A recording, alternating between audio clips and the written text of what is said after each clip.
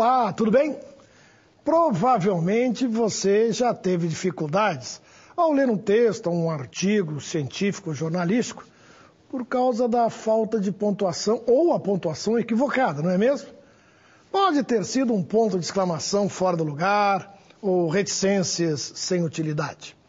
O fato é que se um texto não tiver uma pontuação adequada, o leitor pode ficar confuso. Por isso, na aula de hoje, vamos falar sobre alguns sinais de pontuação,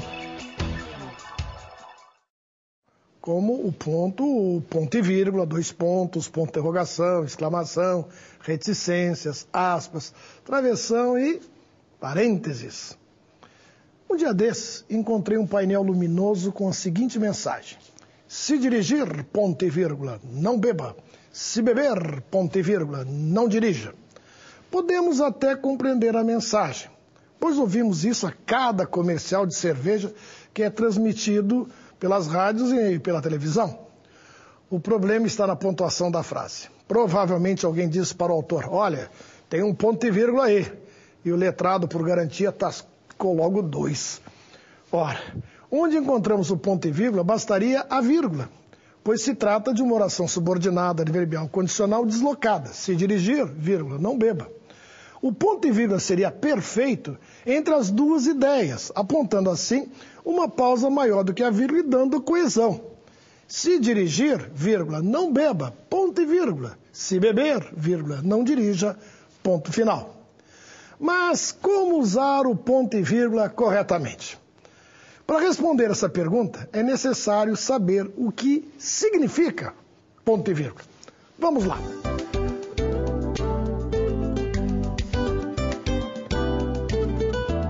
O ponto e vírgula é uma pausa maior que a vírgula e menor que o ponto final, uma vez que não encerra o período.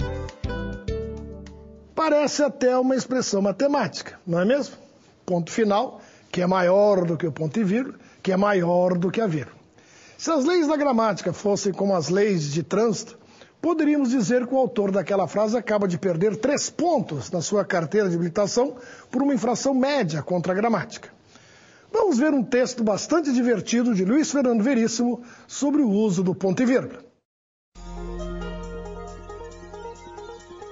Mas tenho um temor e uma frustração. Jamais usei ponto e vírgula. Já usei outro sim, acho que já usei até deveras e vivo cometendo advérbios, mas nunca me animei a usar ponto e vírgula. Tenho um respeito reverencial por quem sabe usar ponto e vírgula e uma admiração maior ainda por quem não sabe e usa assim mesmo, sabendo que poucos terão autoridade suficiente para desafiá-lo. Além de conhecimento e audácia, me falta convicção. Ainda não escrevi um texto que merecesse ponto e vírgula. Um dia o escreverei e então tirarei o ponto e vírgula do estojo com o maior cuidado e com a devida solenidade o colocarei, assim, provavelmente no lugar errado. Mas quem se importará? Depois que o grande Luiz Fernando Veríssimo confessou que não sabe usar o ponto e vírgula, não serei eu quem vai considerar o mau uso do ponto e vírgula uma infração gravíssima.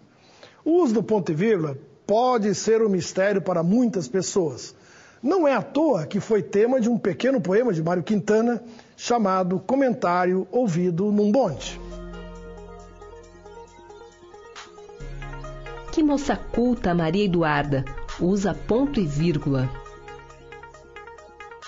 Embora não seja o sinal de pontuação mais usado, como a vírgula ou o ponto, é importante que as pessoas saibam usá-lo corretamente, principalmente em placas que estão nas ruas, não é mesmo? Por isso, vamos aprender algumas regrinhas. Emprega-se vírgula ou ponto e vírgula antes de conectivos adversativos ou conclusivos. São exemplos de conectivos adversativos.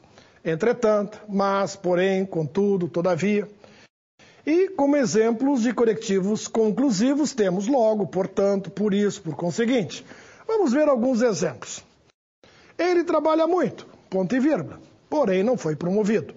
O uso de ponto e vírgula é facultativo nessa frase, poderia ser substituído por vírgula. Vejamos outra frase. Ele trabalha muito, ponto e vírgula. Não foi, vírgula, porém, vírgula, promovido.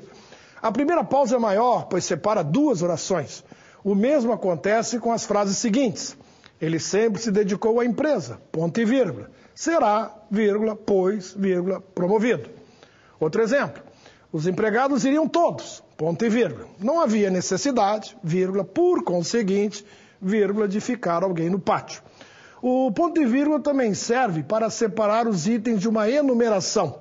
O ponto e vírgula pode ser utilizado em várias atividades, como para enumerar os assuntos de uma reunião ou para enumerar as vantagens de um produto. O ponto e vírgula também pode separar itens de uma explicação. Vamos ver como isso pode acontecer.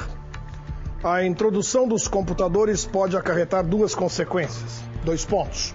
Uma, vírgula, de natureza econômica, vírgula, é a redução de custos, ponto e vírgula. A outra, vírgula, de implicações sociais, vírgula, é a demissão de funcionários. Repare que o ponto e vírgula separa a consequência econômica da consequência social. Itens diferentes de uma enumeração podem ser separados pelo ponto e vírgula, formando pequenos grupos. Veja esse exemplo. O Brasil produz café, milho, arroz, ponto e vírgula, ouro, níquel, ferro. O ponto e vírgula separa o grupo dos gêneros alimentícios das riquezas minerais. Veja outro exemplo. O cavalo sertanejo é esguio, vírgula, sóbrio, vírgula, pequeno, ponto e vírgula. Rapo compridíssimo, vírgula, crinas grandes. Nesta frase, o ponto e vírgula separa as qualidades do cavalo das suas características. Outra função que podemos atribuir ao ponto e vírgula é a de separar grupos de orações coordenadas, que por apresentar unidade de sentido ou aspectos em comum, convém deixar no mesmo período, embora pudessem figurar em períodos separados. Vejamos.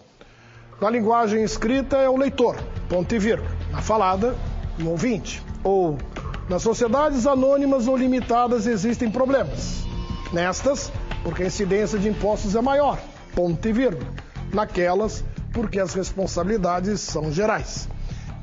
Entendido o uso do ponto e vírgula? Viu como é fácil aprender? Conheça nosso site